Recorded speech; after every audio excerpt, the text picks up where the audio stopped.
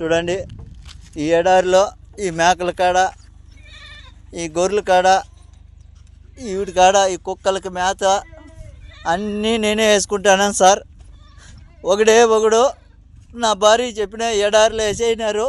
చూడండి, చుట్టూ ఒక చెట్టు లేదు, చేమ లేదు, ఏమీ లేదు. నాకు బతకాలని లేదు సార్, నాకు ఈడు ఉండాలని లేదు. నేను ఎంత చెప్పినా మా భార్య కూడా వినిపించుకోవట్లేదు. ఎవరు చెప్పినా కూడా నా మాట నమ్మడం లేదు. ఆ పావురాలకి, ఈ కుక్కలకి అన్నిటికీ మేత, మంచి చెడ్డ అన్నీ చూడాలి. ఒక్కొక్క రోజు వాళ్ళు వచ్చినారంటే నైట్ 3 అయినా నిద్ర ఉండదు, 4 అయినా నిద్ర ఉండదు సార్. కోళ్ళకి, ఇక్కడ బాతులకి, ఇట్లా కోళ్ళకి అన్నిటికీ మేత చూసుకోవాలి. చెట్లు వచ్చేసి 2 కిలోమీటర్లు ఉన్నాయి సార్.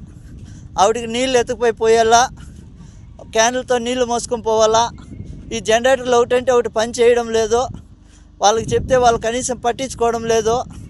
మొన్న మోటార్ చెడిపోతే మోటార్ కూడా కనీసము రిపేర్ చేయించుకొస్తానని ఎత్తుకుపోయినాడు. ఇంతవరకు తేలేదు సార్. నీళ్ళు క్యాన్లు మోస్తానన్న రోజు ఒక మోటార్ పని చేస్తుంది, చెప్పినా కూడా వాళ్ళు చెవుల్లోకి వేసుకోవడం లేదు. చూడండి, ఈ పావురాలు, ఈ బాతులు, వీడికి అన్నిటికీ నీళ్లు పొద్దున్నుంచి మోయాలా, అన్నీ చేయాలి సార్. నేను ఒకటే, నా వల్ల కావడం లేదు. ఎండకి సుస్థి అయిపోతుంది. ఇక్కడ పట్టించుకునే వాళ్ళు లేరు. ఇప్పుడు ఆయన వచ్చి 3 రోజులు అవుతుంది సార్. కనీసం నువ్వు తిన్నావా, చచ్చినావా అని ఫోన్ కూడా చేయడం లేదు. ఈడ నాకు ఈ పక్క పాములు, తేళ్ళు ఎక్కువ ఉన్నాయి సార్. నేను చచ్చిపోయినా కూడా అడిగేవాడు లేదు సార్. ఈడ నా పరిస్థితి ఇట్లుండదు. నాకు దయచేసి ఎవరైనా సాయం చేయండి సార్. ఈ ఎడారి నుంచి నన్ను బయట వేసేయండి, ఇంటికి వచ్చేస్తాను. ఈడున్నానంటే చచ్చిపోతాను సార్. ఇంక 2 రోజులు ఉంటే చచ్చిపోతాను.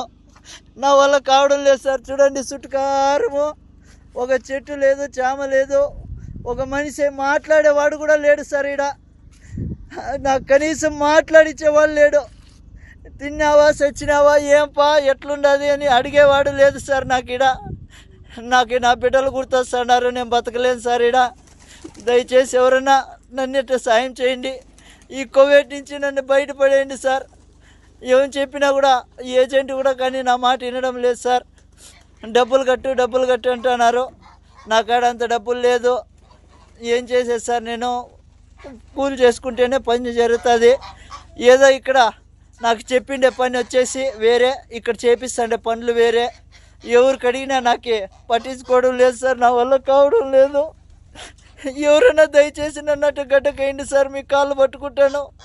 లేదంటే ఇంకొక రోజు 2 రోజులు చూసి నేను ఆత్మహత్య చేసుకోవాల్సిందే సార్. నా వల్ల కావడం లేదు. మీకు ఎవరికన్నా కానీ దయ ఉంటే నా పైన కొద్దిగా దయ చూపించండి. ఎందుకంటే ఇంటికి వచ్చి కూలో నాలో చేసుకుని అయినా బతుకుతా, కానీ ఇక్కడికైతే బతకలేను. నా వల్ల కావడం లేదు సార్. 10 నుంచి సాయంత్రం దాకా ఒకటే పని ఉంటుంది. నా వల్ల కావడం లేదు. కనీసం ఇక్కడ మాట్లాడిచ్చేవాడు కూడా లేడు సార్. నా కర్మ వద్దు. ఇక్కడ నేను ఎంత బాధపడతానంటే అంత బాధపడతాను. మా భార్యకి ఫోన్ చేసి చెప్తే, నాకా డబ్బు లేదబ్బా, నేనేం చేసేది, నేను ఎక్కడి నుంచి తీసుకురావాలి అందంటుంది. ఇంకా నేను ఇక్కడ బతకలేను సార్. నా వల్ల కావడం లేదు. దయచేసి నాకు మీద ఎవరైనా దయ చూపించండి సార్.